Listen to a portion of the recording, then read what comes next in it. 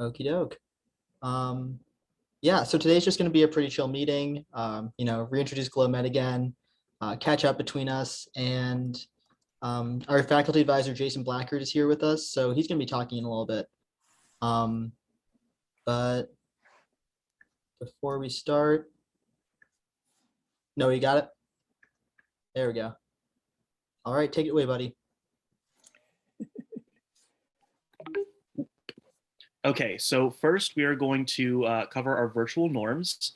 So as before, like in our fall semester when we had our virtual meeting, if you can change your name to your name and then your pronouns. So for example, Ajit uses he, him, his pronouns. So he's got his name there and he, him, his. Be sure to keep yourself muted when you're not speaking.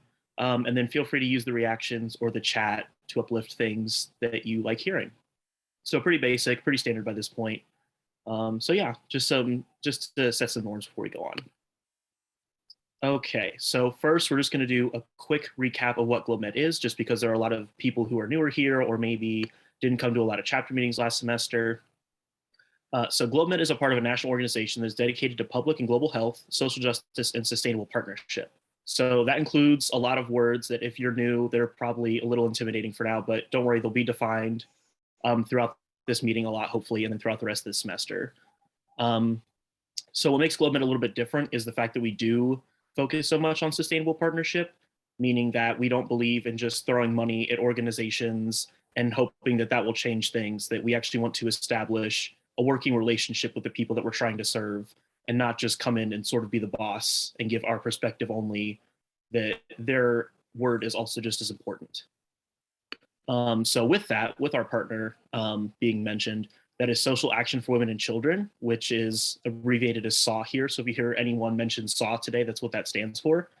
And they're a group that runs health workshops for migrants in Mae Sot, Thailand. So this is a part of our global health as well, as far as our aspect here in GlobeMed. And then finally, we serve the Cincinnati community as well, since one of our tenets is that local health is global health, meaning that you don't have to go across the world to promote public health or global health because Cincinnati is part of the globe as well, right? So there's no need to go across the world to always try to better healthcare, that you can do that right here in our own communities.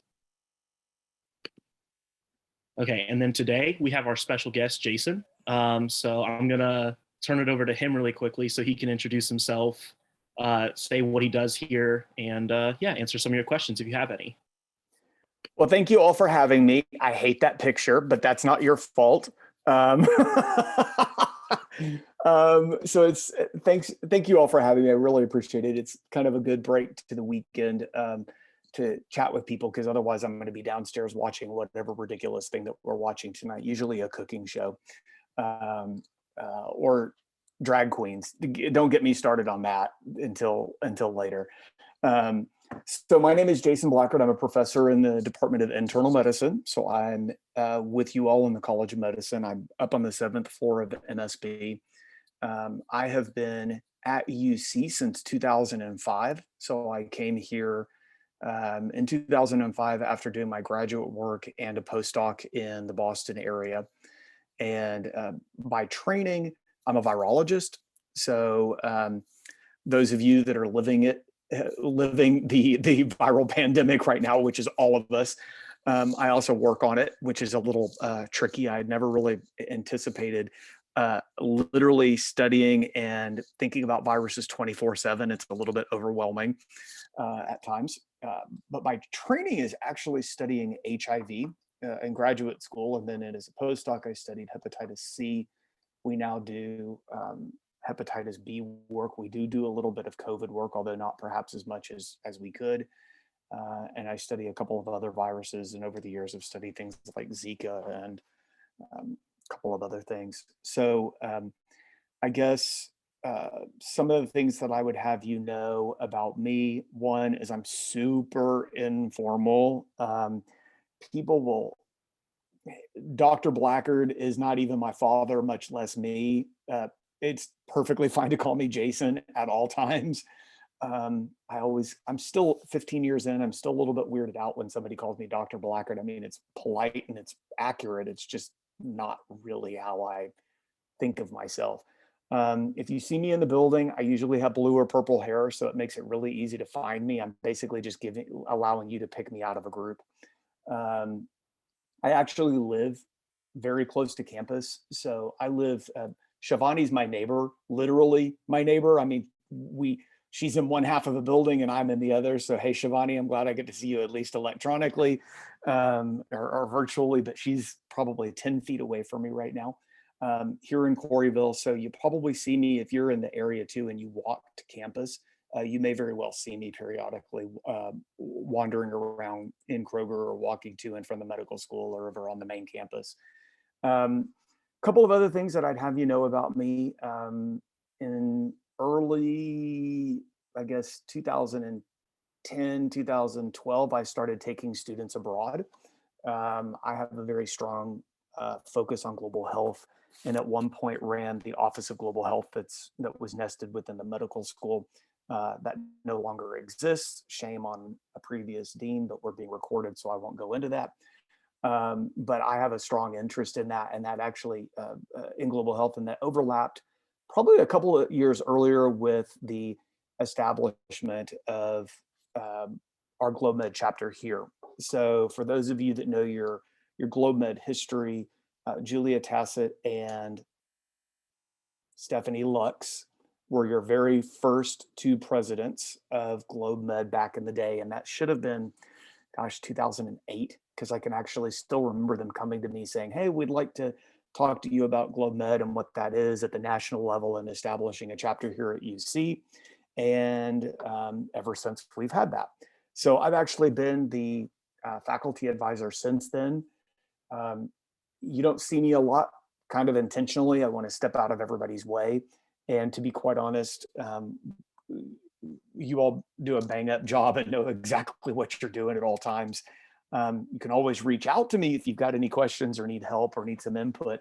But for the most part, I try to take a hands-off approach because this is how you all develop your leadership skills, and you know best what you want for each other and in collaboration with SAW. And I just want to step out of the way.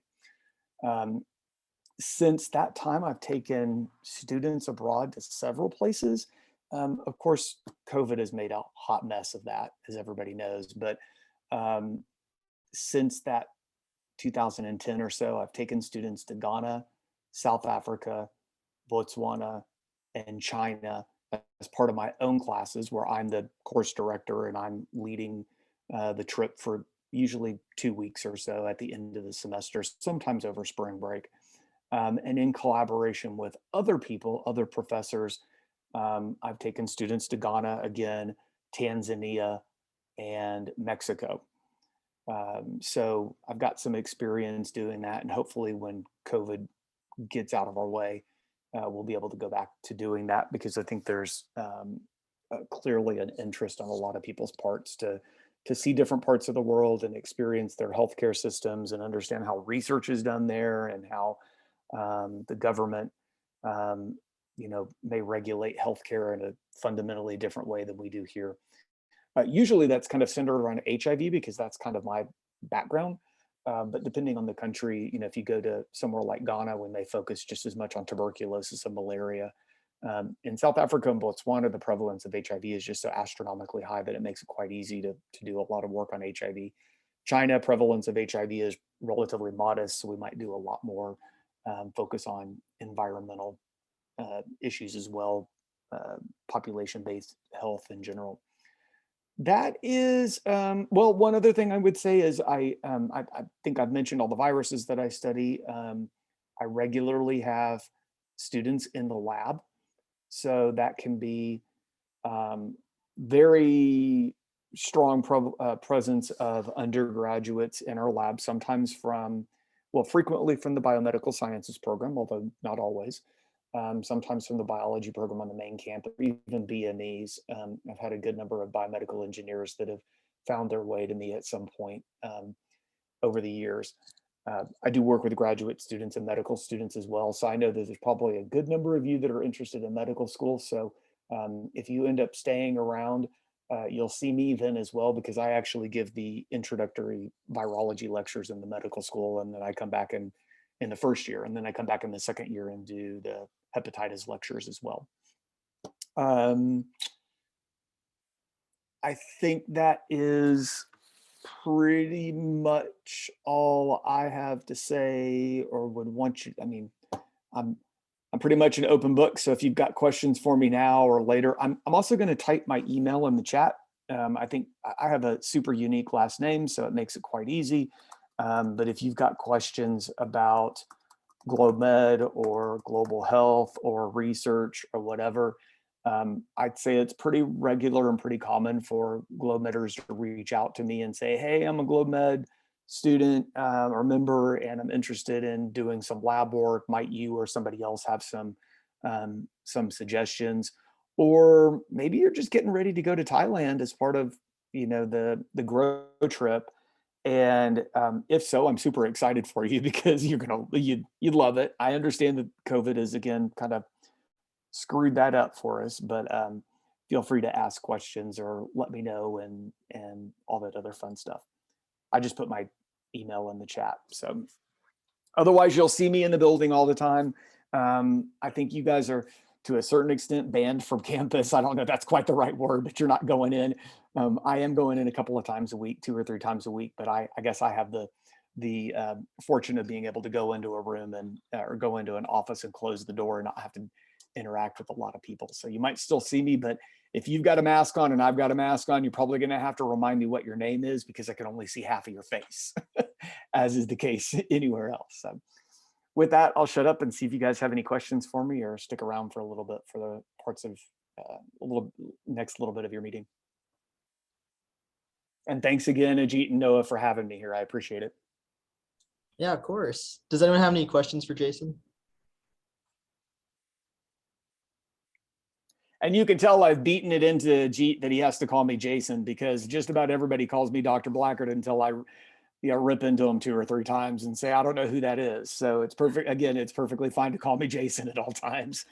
This is actually a point of conversation between Noah and I like 20 minutes ago. Like, what do we call him today? Yep. Yeah, you learned your lesson. I know. So did everybody else. I'm like, no, I don't take offense at it, of course. I'm just like, that's just my style. Not my style at all. So. Okay. Again, if anyone has any questions, you can put them in the chat or ask Jason. He's sent out his email, so you always have that resource too. But otherwise, we can go ahead and move on to our next activity. Noah, you want to take over? Sure, I can do that right here.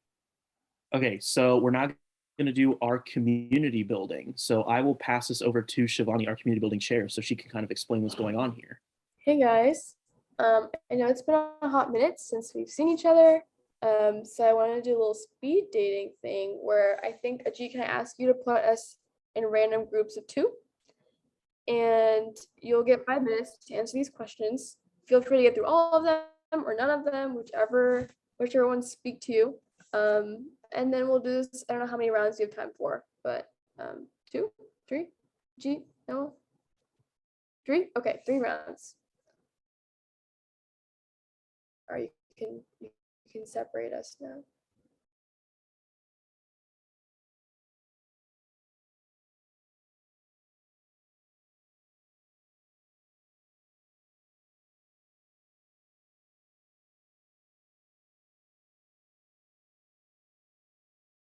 Something like that. What do you mean part? I mean, No, I mean swords, so we can recreate the fight scene when Will Turner like meets what's his face, Jack Sparrow for the first time. You know, when he's like a swordsmith guy and he's like, "You're a pirate, I hate you," you know. Shivani's seen Pirates of the Caribbean one time. I'm sorry, guys. We can go back to GlobeMed stuff. Oh yeah. I guess the sword goes back to when we were gonna have a layover in Japan for our grow internship 2 years ago. So we were planning on trying to find like an authentic sword at some point, but that plan got ruined because of COVID. Doesn't really matter. What's up, Weston? Do they even sell swords in like airports? We were gonna be in there. It was gonna be like a day or 2. Oh, okay, Yeah. okay. I can't imagine they would sell swords in airports. International travel with a full sword sounds difficult to say the least. Yeah. Actually, though, they do sell like Swiss Army knives in the Canadian airport. There's only one Canadian airport. In Edmonton Airport in Canada, they sold Swiss Army knives, and I was so confused. I was like, what's the point of airport security now? You know, airport security is a interesting topic. Does anyone have anything they'd like to share from their breakout rooms besides the sword, I guess?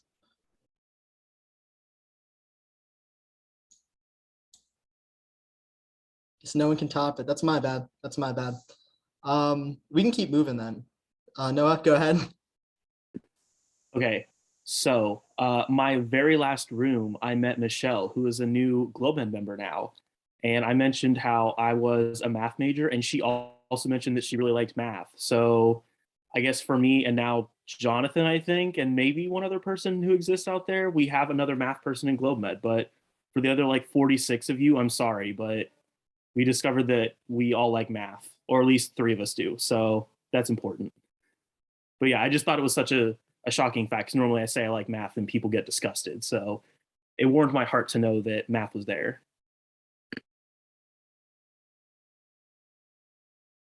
Well, in my breakout room, I met Ravi, who's like a finance major. So I guess that's related to math, right? Got another math person in GlobeMed now. Huge, huge. I don't really want to talk about math. I'm sorry, Noah. I feel like it's been talked about so many times. As long as you're the minority in math, I think we're in a good place. Do you want to go ahead and start sharing your screen again? We can get the slides back up. But yeah, we can keep moving and talk about grow updates real quick. So over, I guess at the very beginning of winter break, we chose our new grow team, which is our grassroots on-site work internship. So normally those people are chosen to go essentially work hand in hand with our partner, Social Action for Children and Women in Mae Sot, Thailand, and complete projects and essentially strengthen our partnership over the course of a summer every year. But the last 2 years it's been virtual, which has worked really smoothly, surprisingly, despite the pandemic. So this year our new grow team are Simya, Naga, Emma, Sabarish, and Adam.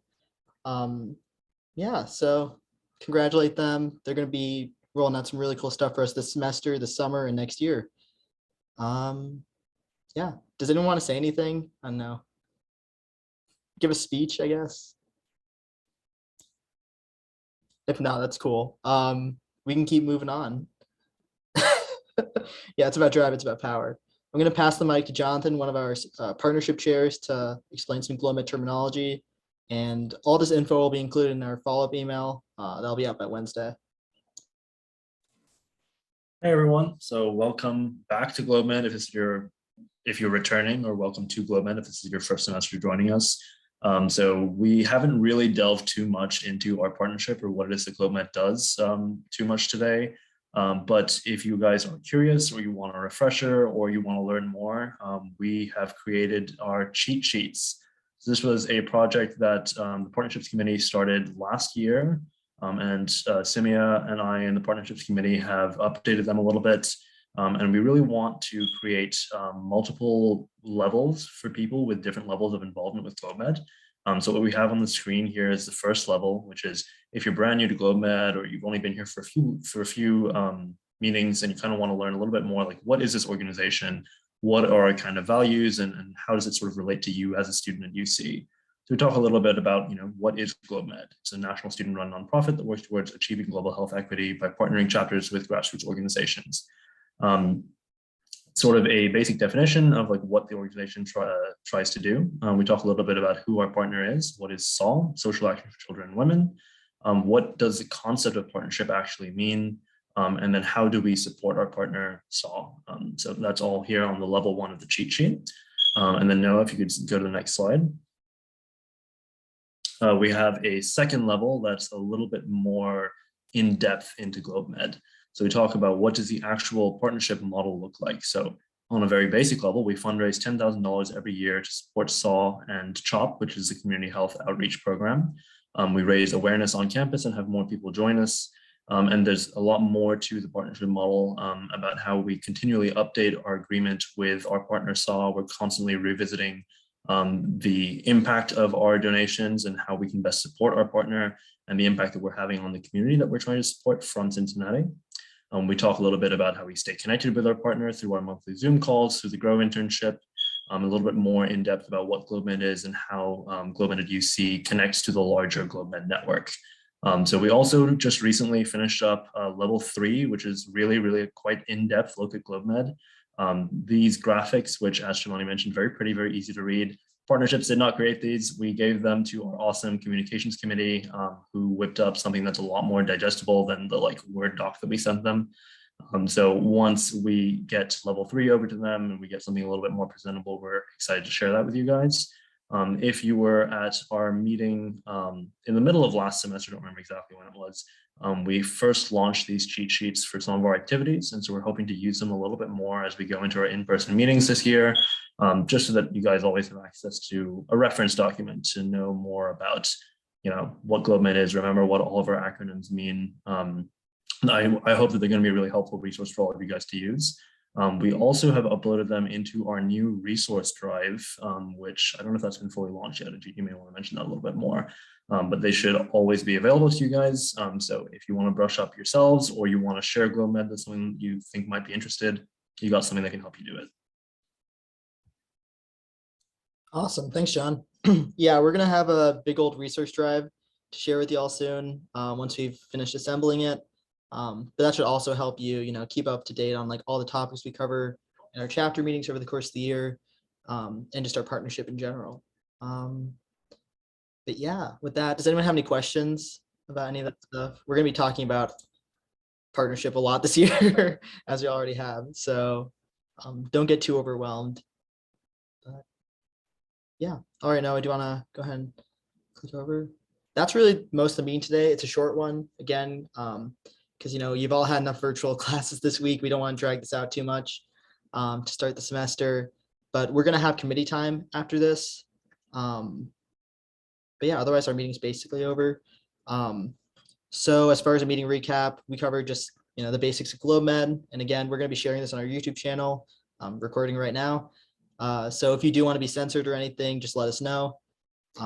Feel free to reach out to me and know with any questions or anything, or if you want to meet in person with masks, I think is safe, or anything. We can get coffee or just hang out. I don't know, go for a walk. If you want to just chat, talk about GlobeMed, anything else. Yeah, and we also have a Chipotle fundraiser that I can let Ariba talk about if she wants, because she's the one who's so eloquently organized it. Yeah, so we're gonna have one on Wednesday, January 26th from 5 to 9, and it's gonna be at Stetson this time.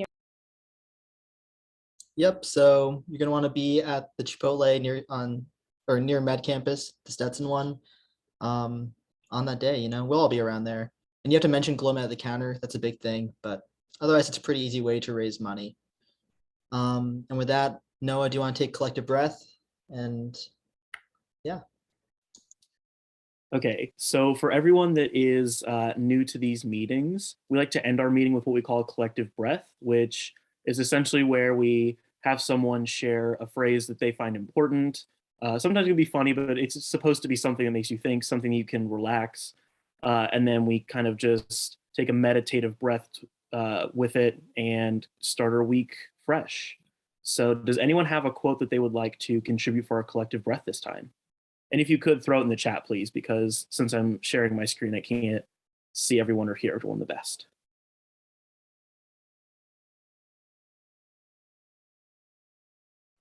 This isn't a quote, and I have a picture that goes with this, but it says, "Sometimes I forget my tea in the other room and it gets cold, but I'll never forget the people I loved and who loved me." All right, I like that. That's awesome. Does anyone have any other ones? Sometimes we also have multiple collective breath quotes, so you can pick your favorite and think about it as we go. But if not, we can go with what Shivani said there. So just keep that in mind. So normally the way we try to do this virtually is that we ask you to unmute yourself. You don't have to. It's just a thing that you can do if you're comfortable to do so, so it all feels like we're in the same room. And with that, if you are so willing, you can soften your gaze or close your eyes, and we will take a deep breath in and release it. All right, so breathe in and out. All right, so that was our collective breath, and that means that it is the end of our meeting. So it is now committee time. If you are new here, though, or you don't have a committee yet, just stay in the main room. Ajit will set up a room so you can pick a room to go into. So if you're in a committee already, just join that room and you'll have your committee leaders there. But if you're new or want to join a committee, just talk to Ajit and I, and we'll help you get that all figured out. Just give me a sec to make the room. Sorry.